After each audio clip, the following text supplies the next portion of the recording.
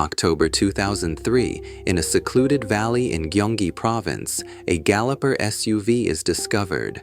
The doors were locked, the ignition was on, and the heater was blasting at its highest setting.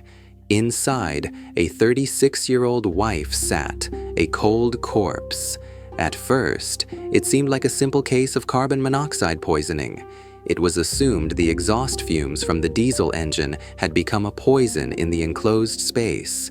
But a thin, long bruise mark, starkly visible on her neck, told an entirely different truth. It was the clear evidence of murder, that someone had strangled her from the back seat with a thin cord. 6 kilometers from the crime scene stood a small temple. The wife was the one who managed the temple's affairs, selling candles and incense, and the head monk of this temple was, shockingly, her husband. He was a daechoseung, a sect of monks permitted to marry and eat meat. Who could have imagined the darkness looming over this seemingly peaceful temple? The couple's relationship had been on the road to ruin for 3 years. The decisive crack began when the wife contracted an STD from the monk's affair. Enraged, the wife began to mock her husband's sexual prowess and expose his infidelity in front of his followers. The relationship reached a point of no return, with her declaring divorce and running away from home. The monk, seeing his wife's changed demeanor, became possessed by the delusion that she had found a lover and finally decided to get rid of her. But he couldn't do it himself. He needed a perfect puppet to wield the knife for him. His eyes fell upon the temple's novice monk, a naive and simple-minded man whose highest level of education was elementary school. He worshipped the head monk as if he were a god. The monk began to brainwash the novice, feeding him the absurd lie that your wife has fallen for another man and they will come to kill us both. He then handed him an unknown powder, claiming it was a sleeping agent, and ordered him to strangle his wife. When the first attempt failed, he handed him 17 pills 2 days later, ordering the murder once again. "I'll be at the ice rink with the children. You must kill my wife today. Just say you were sleeping in your room." But the novice monk failed yet again. So, the head monk resorted to a more cunning tactic. He called the novice into the offering room and captured his wavering heart with a sweet temptation. "If things go wrong, I will send you to be the head monk of a large temple in Myanmar. There is no extradition treaty between Korea and Myanmar, so you won't be sent back even if you're caught." It was a chilling proposition, unthinkable for a monk to make. Finally, D-Day arrived, October 20th. This day was the anniversary of the monk's brother's death, providing him with a perfect alibi. The two men discussed the specific method of murder in the offering room. Instead of a hammer, the monk brought an 18-meter-long clothesline, cut it down to 60 centimeters, and even sliced the end at an angle to confuse any investigation. He was meticulous, even rehearsing how to strangle someone using a pillar and the van. At 11:50 p.m., upon hearing the sound of his wife's car entering the temple, the novice monk followed his master's orders and got into the back seat.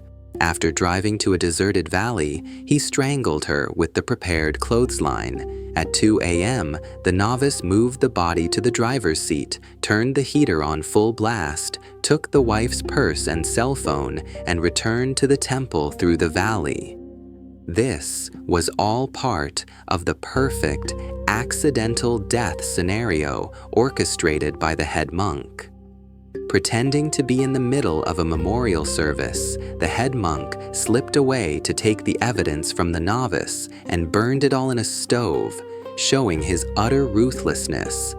Based on the novice monk's confession, the police indicted the head monk for solicitation of murder and the novice for murder. However, the first trial court acquitted the head monk. It accepted his claim of an affair between the wife and the novice monk and cited insufficient evidence. But in the appeal, the situation was reversed. The court found that the novice's detailed testimony matched the autopsy results, and the evidence for the alleged affair was baseless. The head monk was sentenced to 15 years in prison. But the story doesn't end there. The monk hired one of Korea's top 5 law firms, pouring a fortune into his defense. The Supreme Court ruling that there was no urgent reason or financial motive for the monk to kill his wife, once again acquitted him of the murder solicitation charge. The wife's murder case seemed to close on a note of futility. However, the goddess of justice had not completely closed her eyes.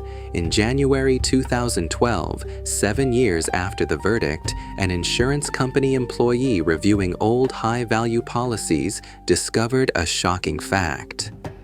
There were 3 life insurance policies in the deceased wife's name, and these policies had a special clause. The payout would triple in the case of accidental death. The wife had been murdered just 7 months after signing up for the insurance, and the monk had received a staggering 800 million won, approx $650,000 from her death. It was about the money. The crystal clear motive for murder was revealed far too late.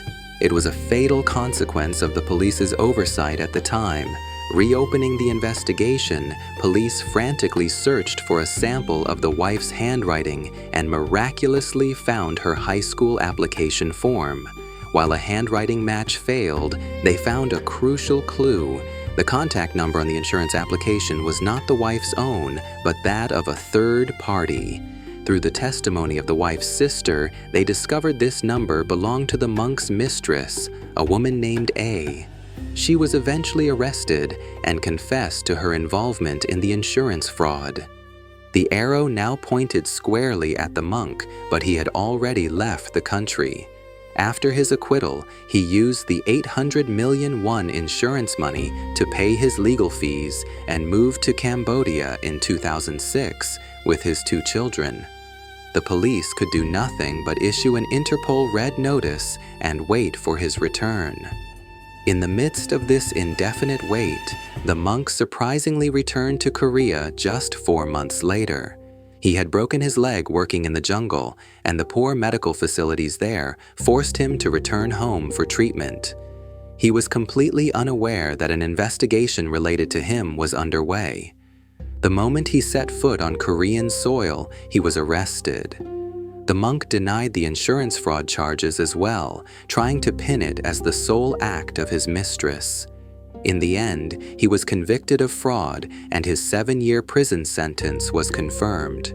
His mistress received 18 months. This incredible case was only fully revealed through a series of coincidences and sheer perseverance. But due to the principle of double jeopardy, the monk could not be punished for the crime of soliciting murder.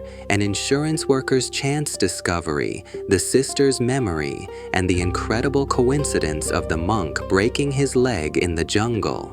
Perhaps all of this was a device of fate created by the vengeful spirit of the unjustly murdered wife to finally punish the monk.